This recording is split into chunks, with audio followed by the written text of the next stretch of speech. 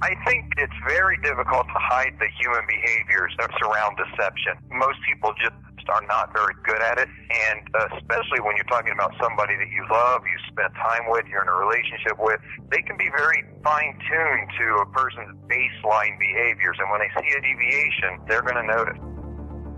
A late night at work. Then there's a suspicious behavior, maybe texting a little bit too much. These can all be signs that something weird is going on with your significant other. But is it actually an affair? And how can you know for sure? I'm America's digital pro, Kim Komando, and welcome to Komando on Demand. This is a podcast that gives you in-depth insight on the ever-changing technology landscape and the impact it has in our lives. You'll hear from tech industry experts, movers and shakers. And in this podcast, we're going to talk about how to find out if your spouse is cheating on you using new technology. Also, we'll speak with a private detective about tactics you can use for ethical surveillance.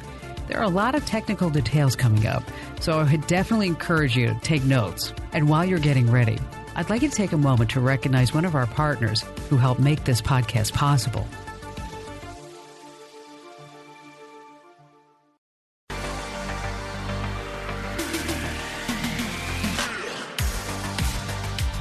Okay, so what are the signs that Old Faithful has been a bad dog?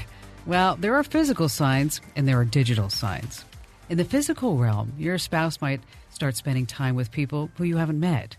Maybe he or she is working late, or maybe just taking more business trips than usual. You can also look for a change in clothes or hairstyle. And here's an interesting one. Trips to the tanning salon. Yes, I guess somehow being tan is somehow construed as being sexier. Or what about a new perfume, a new cologne, or a strange hobby? And of course, in bed, if your honey bunny goes from, say, completely cold to suddenly Superman, or vice versa, you may have an infidelity issue. Of course, Viagra and steroids notwithstanding. But whatever your case, new technology opens up a whole new world of clues.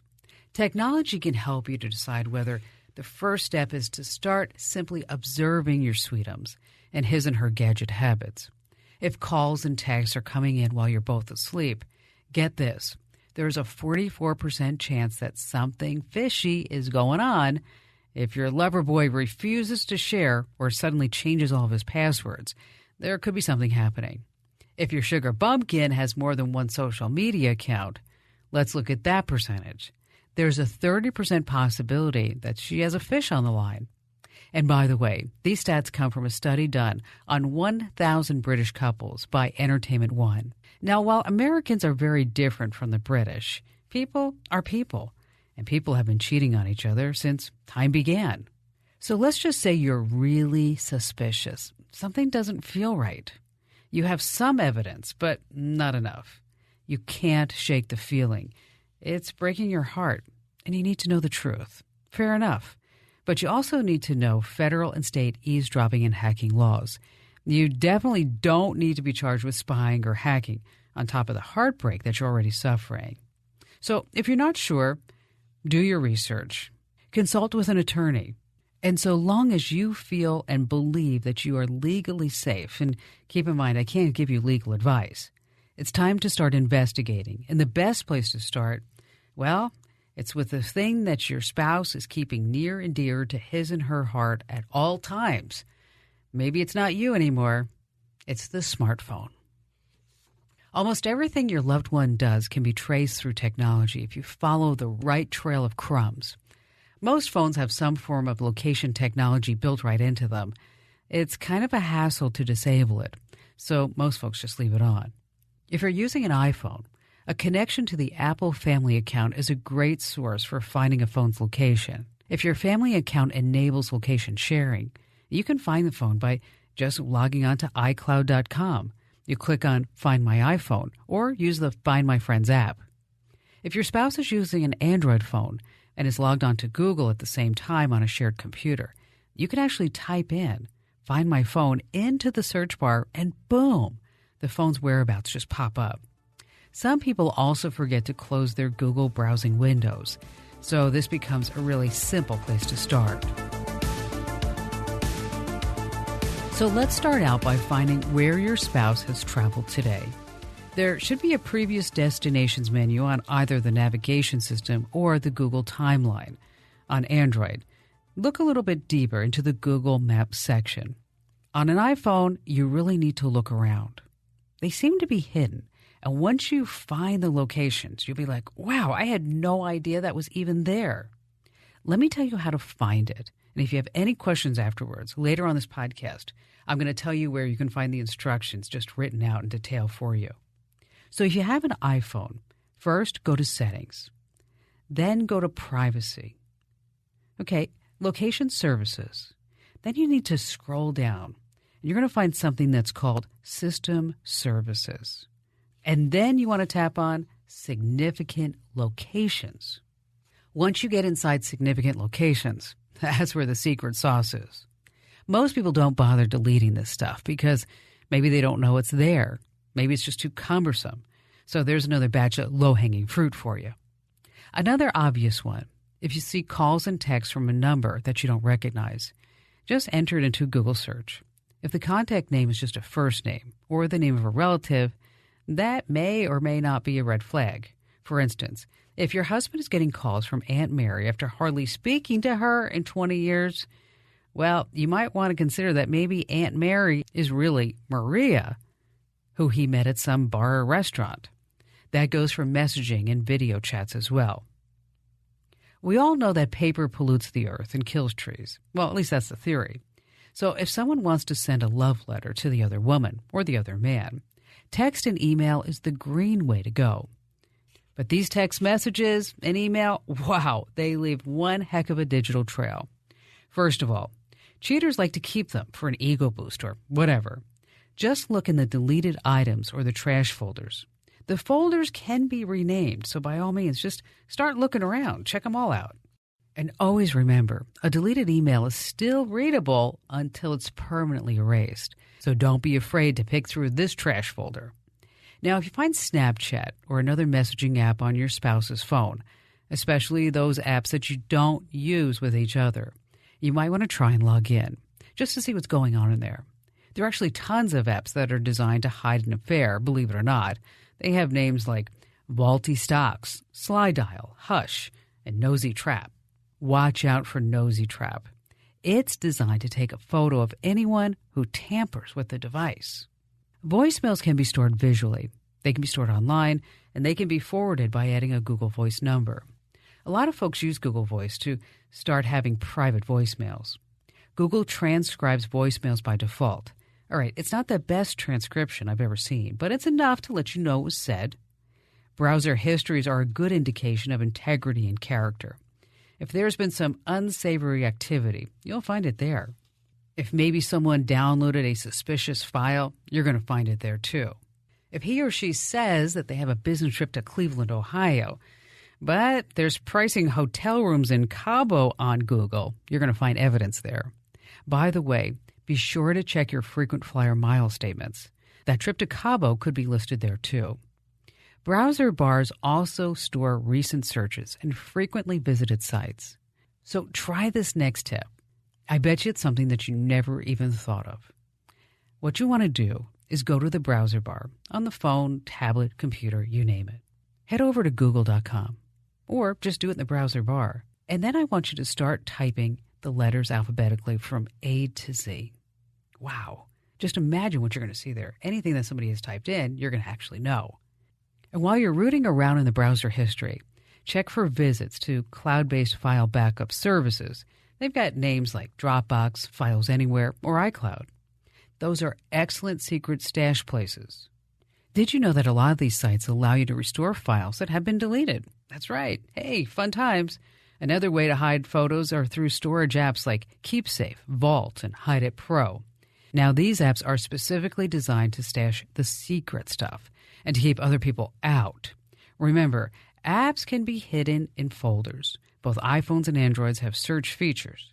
On your iOS, tap the middle of the screen and swipe down. On Android, there's a menu in the app drawer. Choose Show Hidden Apps. Now, you might not be able to crack the password, but just the presence of a hidden app, well, that's cause for concern in my opinion. And don't forget about Power, baby. Yes, Power is a dead giveaway. Most smartphones track battery usage. So if someone's been chatting on the phone for hours, or sexting, or watching endless videos, I know, it's going to show up as a spike in battery consumption. And if your love has another lover on the side, you can bet that he or she may have another cell phone too. So look for a hidden cell phone or an extra SIM card. The SIM cards are really small, but if you happen to find one and you are legally entitled, just slip it into a phone and see what happens. Okay, now we're going to do a rundown of some of the less obvious technology clues that can lead you to the truth. Okay, a car's GPS or navigation system can be a treasure chest. You can find out where the car's been, and from there, what businesses were searched for, located, maybe even visited. Now, if you have a family tracker like OnStar in your car, you'll be able to view where the car's been going in real time. And speaking of those long out-of-town trips, keep an eye on those toll road invoices too, or those Easy Pass statements. Then compare your spouse's story to what the statement actually says. I hope for your sake that actually the two will match up. Now, if both of you are working and you suspect that your spouse is making those little secret trips back to your home for a little afternoon delight, as the song says, well, you can find out about it if you have something like smart locks.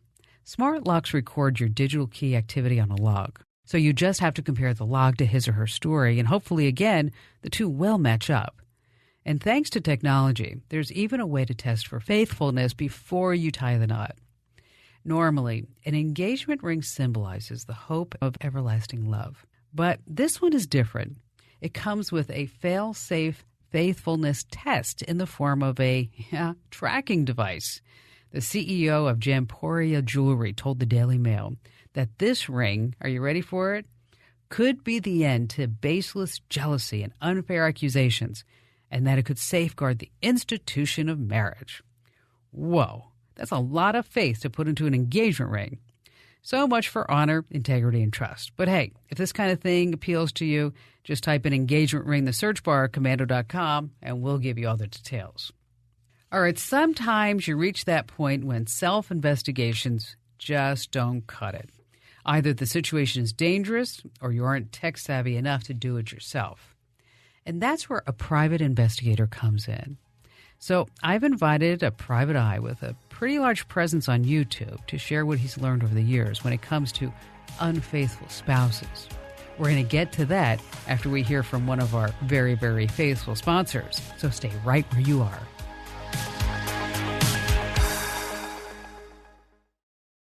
Hey, welcome back.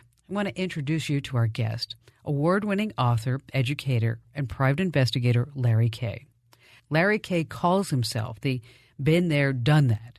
He's written a #1 bestseller called 51 Dirty Tricks Bad Guys Really Hate, Sneaky Tactics Used by Police, Private Investigators, and Bounty Hunters. Whoa, there's a title for you.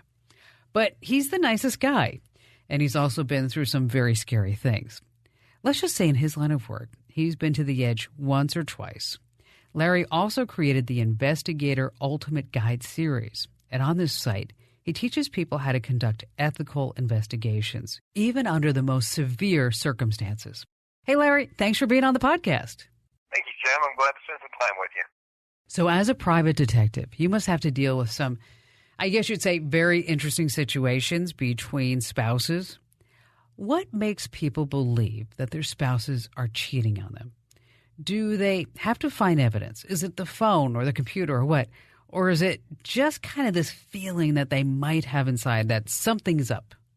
It's kind of interesting because the cheaters tend to think that some of the technology will help protect them or hide what they're doing. They'll add an app that allows them to use some encrypted texting or messaging that disappears. They'll delete their browser history, things like that. And they're acting as if they're going to have to meet the police who are looking for evidence. What they fail to consider is that the wives will notice the change in behavior, that all of a sudden they are using these apps, or they are acting differently on their computer, or they are starting to take telephone calls instead of texting. And they notice that change in behavior, and it raises their suspicion. So, yes, even with all the new technology, it's the guilty look that ends up giving it away. I think it's very difficult to hide the human behaviors that surround deception. Most people just are not very good at it, and especially when you're talking about somebody that you love, you spend time with, you're in a relationship with, they can be very fine-tuned to a person's baseline behaviors, and when they see a deviation, they're going to notice. So, Larry, you've been a private detective for many, many years. And I'm just curious because I've been around technology, it seems like my whole life. Do you find in your line of work that technology helps you actually track people down? Or does it become more of an organic thing? Tracking people down is immensely easier now with the technology that's out, the databases, the searches that you can do. A lot of the information, and something, for example, skip tracing, where we're looking for a missing person or someone that maybe a long-lost love, someone you're looking for, the information has generally been out there for years. We've always been able to go into the courthouse and pull criminal records or traffic citations. We've been able to go out and find these records before. But with the technology, so much of it is online and just easily accessible in a variety of ways. It really does make things easier and quicker and cheaper. All right, I'm sure everybody wants to hear the dirt. What are some of your most unusual cheater stories? These cheating cases, they kind of all unfold in a similar way from the investigator's point of view. One interesting one was where the technology worked fantastic, but there was just huge blunder on the human side. In this case, the guy owned the car his girlfriend was driving, so I put a tracking device on for him. Within 24 hours, he just could not check his ego anymore, and he blurted out to her, "Oh yeah, well I hired a guy to put a tracking device on the car." And Kim, as you can imagine, that's the end of all good information you're going to get there. That's the end of the case.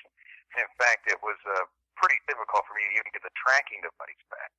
There was another case, one case in particular, where it actually started out with the man admitting to his wife that he was having an online affair. And that doesn't happen every day. But he had met a woman online. They got to chatting. She had sent him some pictures, and he had fallen terribly in love with her. And he could not meet with her. There was always these delays. And finally, it came out from the woman. She said, "I'm in an abusive relationship with my husband. The violence is unmanageable. I can't risk seeing you."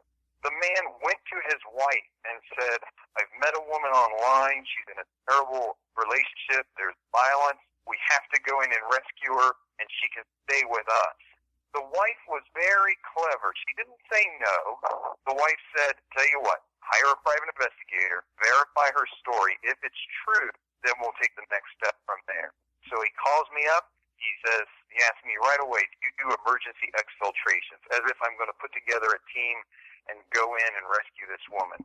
And as we talk a little bit, come to find out what he really needs is surveillance.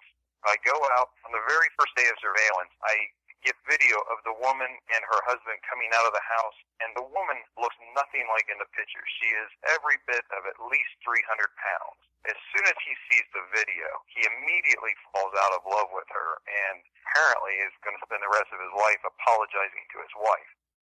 Okay, that happens a lot. Women will use a profile picture from like 30 years ago to seduce a man into a dangerous rescue mission. The guy falls in love. He risks his life to rescue his internet princess. And surprise, she's not what he expected. And speaking of dirty tricks, let's talk about your book. I want to hear some of those dirty tricks that are used by bounty hunters, private eyes, and police.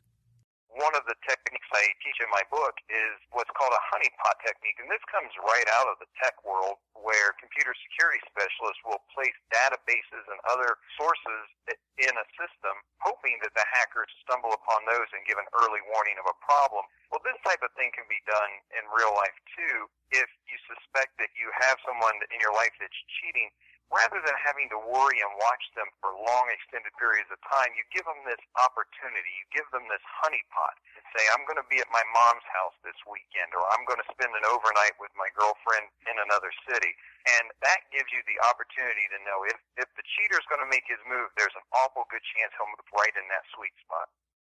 All right. In the old days, they used to call it an ambush. But seriously, there comes a point when people should hire a private detective rather than just trying to do it themselves.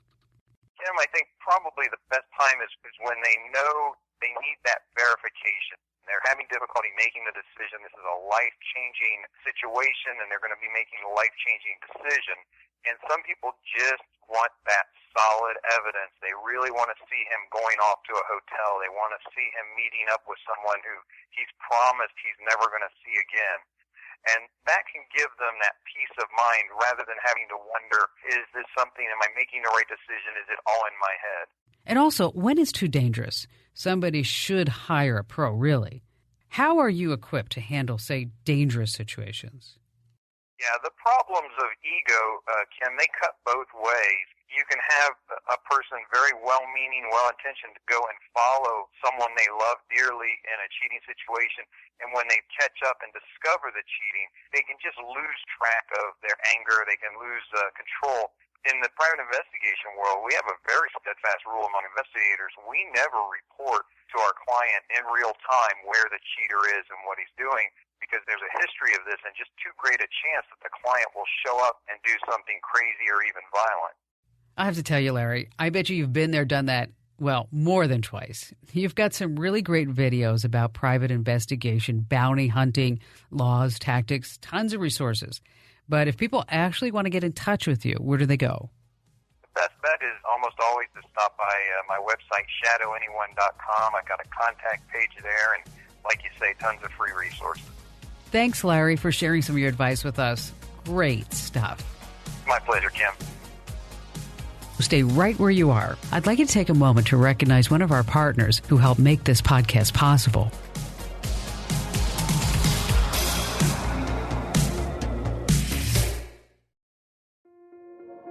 This episode is brought to you by Kia's first 3-row, all-electric SUV, the Kia EV9, with available all-wheel drive and seating for up to 7 adults, with 0 to 60 speed that thrills you 1 minute, and available lounge seats that unwind you the next. Visit kia.com/EV9 to learn more. Ask your Kia dealer for availability. No system, no matter how advanced, can compensate for all driver error and or driving conditions. Always drive safely.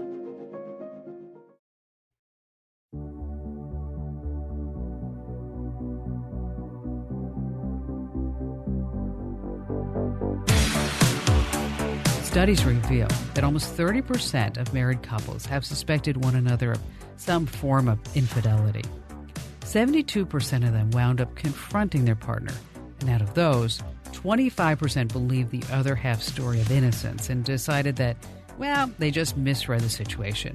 So if you have suspicions about your own marriage, I sincerely hope that they turn out to be wrong. I really do. Because if your spouse does commit adultery, studies show that 1 in 5 will cheat with a close mutual friend. And this is just crazy. I mean, just this morning, I heard from a friend of mine whose sister is sleeping with her husband, to which I replied, sounds like Jerry Springer to me. So technology may reveal the truth, but it can't fix a marriage. And being suspicious is a painful way to live. Endlessly checking everything in browser histories and GPS activities. And if you have a repeated unresolvable issue, good old-fashioned communication, counseling, it could be the way to go. I really hope you enjoyed this podcast. And as I mentioned in the beginning, I gave out some steps.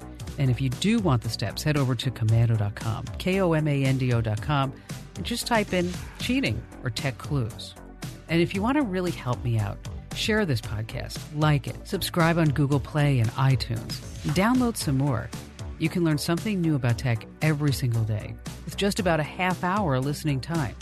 I'm America's Digital Pro, Kim Komando, and thanks so much for listening.